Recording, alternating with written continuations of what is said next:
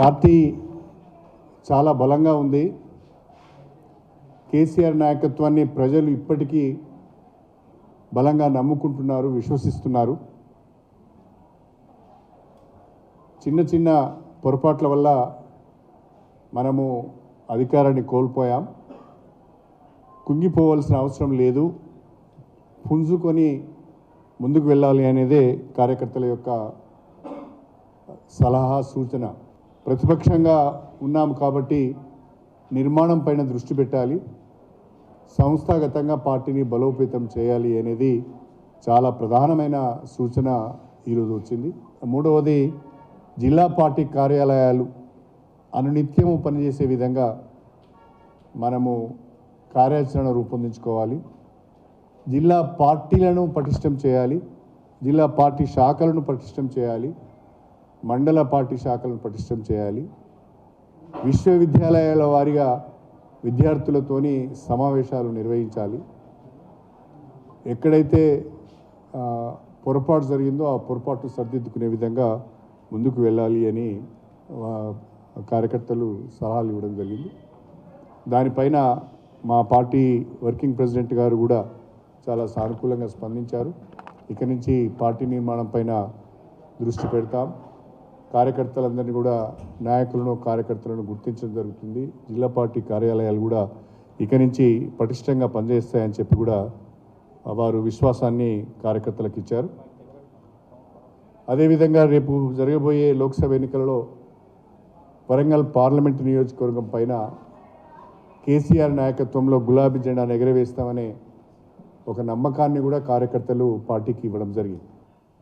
ముఖ్యమంత్రి గారు కానీ లేదా ఉప ముఖ్యమంత్రి గారు కానీ ఏ ఒక్కరు కూడా స్పష్టంగా మేమిచ్చిన ఈ 6 గ్యారెంటీలను లేదా మేము వివిధ డిక్లరేషన్ల ద్వారా, BC declaration, SC declaration, youth declaration, మహిళా డిక్లరేషన్, రైతు డిక్లరేషన్, ఇంకా అనేక డిక్లరేషన్ల ద్వారా రాష్ట్ర ప్రజలకు ఇచ్చిన హామీలను ఏ రకంగా అమలు చేయబోతున్నారో స్పష్టంగా చెప్పడం లేదు, స్పెల్ అవుట్ చేయడం లేదు. ఉదాహరణకు రైతుల రుణమాఫీ ఉన్నది, ఈ 100 రోజులలో చేయలేము, లేదా 6 నెలలకు చేస్తాము, లేదా వచ్చే సంవత్సరం చేస్తాము, లేదా రాష్ట్ర ఆర్థిక పరిస్థితి కుదుటపడ్డ తర్వాత చేస్తాము, లేదా మేము లోన్స్ కొరకు అప్లై చేసుకున్నాము, కేంద్ర ప్రభుత్వం నుంచి ఆర్థిక సహకారం అడుగుతున్నాము, లేదా రిజర్వ్ బ్యాంక్ ఆఫ్ ఇండియా నుంచి లోన్స్ కొరకు అప్లై చేసుకున్నాము, అవి వచ్చిన తర్వాత ఇస్తామని ఏదో ఒక భరోసా ఇచ్చే విధంగా వాళ్ళు ఇచ్చిన ఏ ఒక్క హామీ మీద కూడా స్పష్టమైన ప్రకటన రావడం లేదు.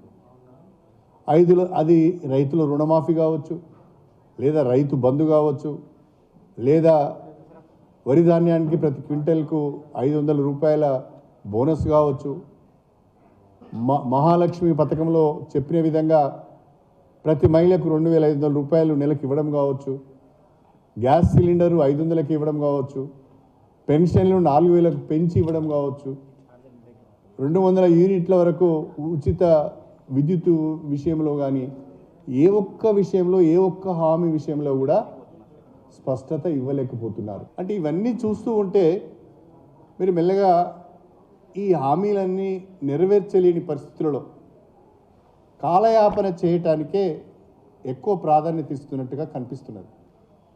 నేను స్ట్రేట్గా బట్టి విక్రమార్క గారిని ఒక విషయాన్ని అడుగుతున్నా. మీరు దళితులు, నేను కూడా దళితున్నే, మనం దళిత జాతి నుంచి వచ్చాము. రాష్ట్రంలో కేసీఆర్ నాయకత్వంలో దళిత బంధు అనే ఒక పథకాన్ని మనము ఇంట్రడ్యూస్ చేశాం. కొంతమందికి లబ్ధి జరిగింది.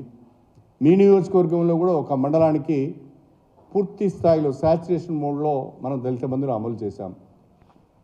రెండవసారి దళిత బంధు ఇచ్చే క్రమంలో కూడా బెనిఫిషరీస్ సెలెక్షన్ జరిగింది. కలెక్టర్స్ అందరూ కూడా బెనిఫిషరీస్ సెలెక్ట్ చేశారు. ఇప్పుడు ఆ సోదరులందరూ, ఆ దళిత సోదరులందరూ కూడా దళిత బంధు వస్తుంది అని ఆశతో ఎదురు చూస్తున్నారు. కానీ బట్టి విక్రమార్క గారు ఒక మాట చెప్పలేకపోతున్నారు. దళిత బంధు అనే పథకం కొనసాగుతుంది, బీఆర్ఎస్ ప్రభుత్వం 10 లక్షల రూపాయలు మాత్రమే ఇచ్చింది, మేము దాన్ని 12 లక్షల రూపాయలకు పెంచాము.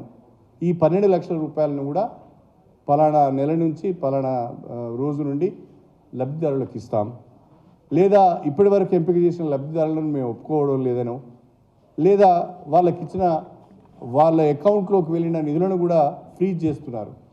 అంటే దళిత బంధు పైన మీ యొక్క వైఖరి ఏంటి? దాన్ని కూడా మీరు చెప్పడం లేదు. 1989లో ఎన్టీ రామారావు గారు ముఖ్యమంత్రిగా ఉన్నారు. 1994కు వచ్చే వరకే ఎన్టీ రామారావు గారు మళ్ళీ బ్రహ్మాండమైన మెజార్టీతో అధికారంలోకి వచ్చాడు. కాంగ్రెస్ పార్టీకి ప్రతిపక్ష హోదా కూడా రాలేదు అని చెప్పాను. 1994లో కాంగ్రెస్కు 26 సీట్సే వచ్చాయి. నేను అప్పుడే ఫస్ట్ టైం ఎంట్రీ అయ్యాను, ఎమ్మెల్యే అప్పుడే వచ్చాను నేను. ప్రతిపక్ష హోదా రాలేదు వాళ్ళకు.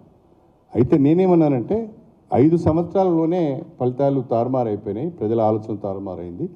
మనం ఎవరం కూడా కుంగిపోవాల్సిన అవసరం లేదు, బాధపడవలసిన అవసరం లేదు. వీఆర్ అగైన్ కమింగ్ బ్యాక్ అని చెప్పాను. Definitely will come back.